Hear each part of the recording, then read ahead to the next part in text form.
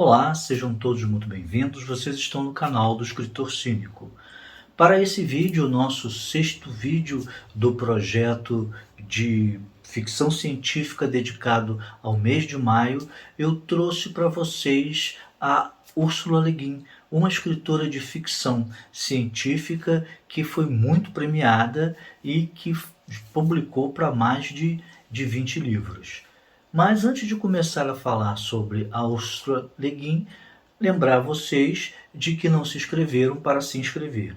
E ao fazer isso, não esqueça de apertar o sininho que fica ao lado ali da palavra inscrição, para que o YouTube sempre possa lembrar para vocês que eu postei um vídeo novo e vocês continuarem acompanhando o canal.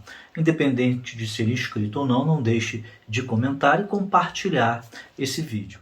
Vamos falar então dessa escritora norte-americana, Ursula Le Guin.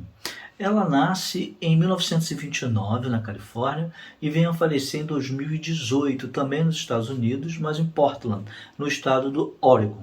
Ela teve 3 filhos com o seu esposo, que ela conheceu quando foi fazer o seu doutorado na França, foi o Charles Le Guin. E ela também começou a escrever em 1959. Nessa época ela tinha tido a sua segunda filha, então era difícil para ela se dedicar a escrever os livros. Ela não escreveu somente livros de ficção científica, não. Ela escreveu também livros de fantasia, ensaios, contos. Ela tem mais de 100 contos publicados. E não gostava de ser chamada de escritora de ficção científica. Ela gostava de ser chamada como uma escritora norte-americana. Ursula Le Guin recebeu mais de 40 prêmios, principalmente os considerados e assim o máximo dentro do gênero da ficção científica e fantasia, que são os prêmios Hugo, Nebula e Locus. É considerada, inclusive, a escritora mais premiada, tanto entre homens e mulheres. Um dos seus livros mais famosos é A Mão Esquerda da Escuridão.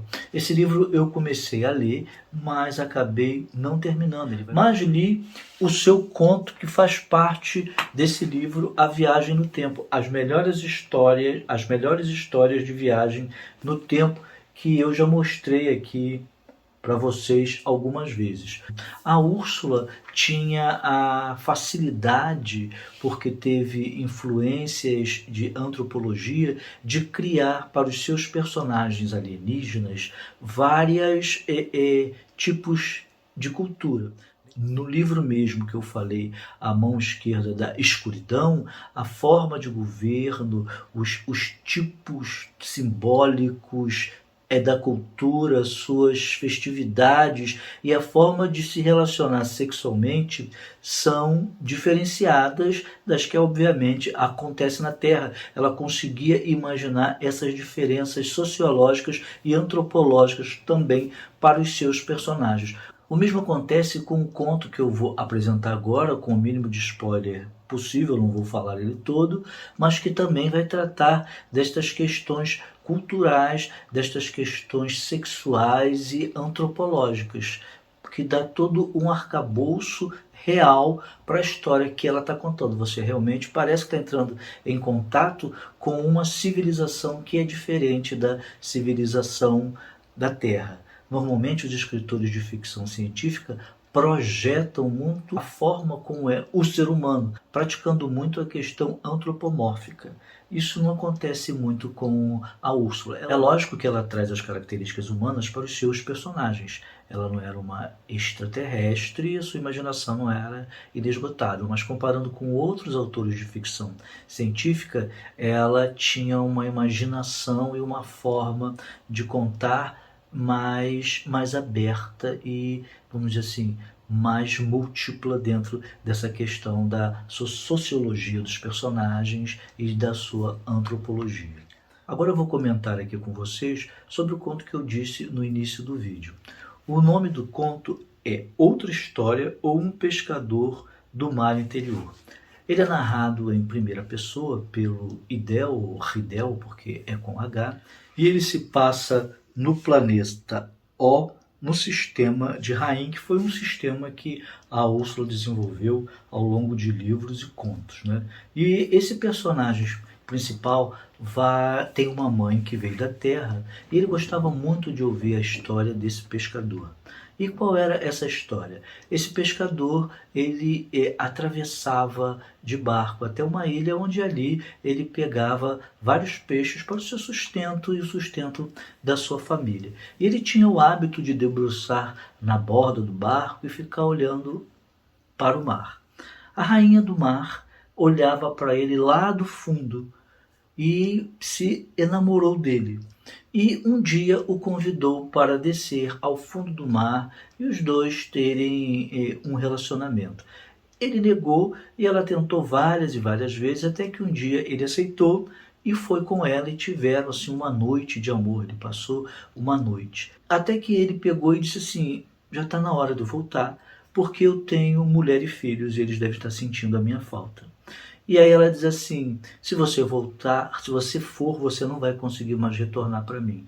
Aí ele falou assim: não, eu vou retornar várias e várias vezes. E aí ela falou assim: então antes de você ir, eu vou te dar uma caixinha e você só abra quando for estritamente necessário, não abra antes. E aí ele volta à superfície, ela o traz até a praia e ele volta para sua aldeia. Mas quando ele chega na aldeia, ele não reconhece ninguém mais. As pessoas são todas diferentes, a aldeia está diferente e ele percebe que a aldeia até cresceu. E quando ele vai visitar a sua habitação, ele vê que ela está em ruínas. E ele começa então a perguntar às pessoas e ninguém se lembra dele, até que ele fala o nome dele e da família e uma mulher já idosa se lembra. E diz que a mãe dela sempre contava a história desse pescador que sumiu há mais de 400 anos.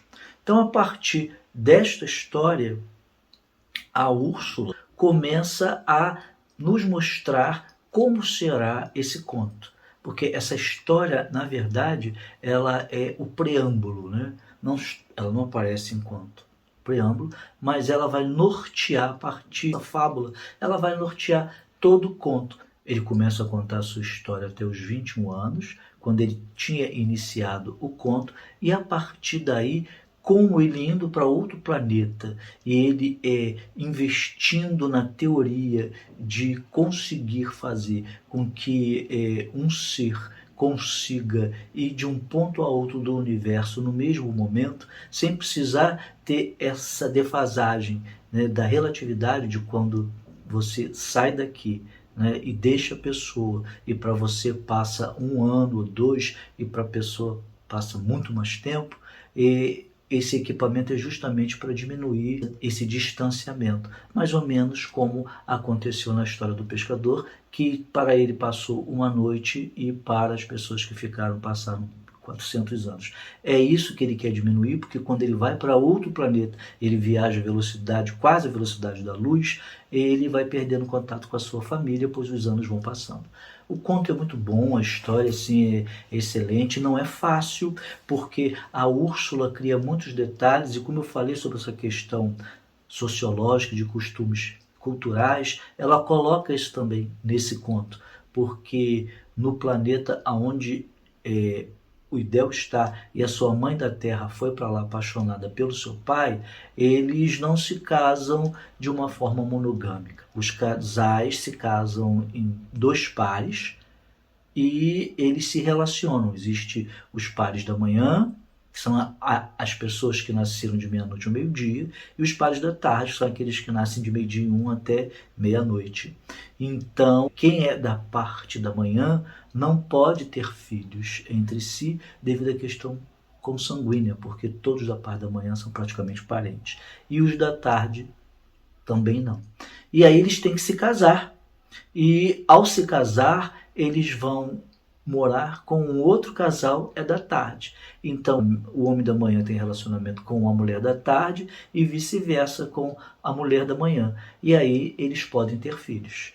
E aqueles casais que são homossexuais são chamados de casal dia, se forem homossexuais femininos, e casal noite se forem homossexuais masculinos. Esse é só um detalhe de todo o universo dentro desse conto que a Úrsula criou. Então o conto é muito bom, eu não vou falar mais para não tirar o prazer de vocês. Então é isso, esse nosso vídeo foi para comentar sobre a Ursula Le Guin. Espero que vocês tenham gostado e nós nos encontramos no próximo vídeo. Até lá!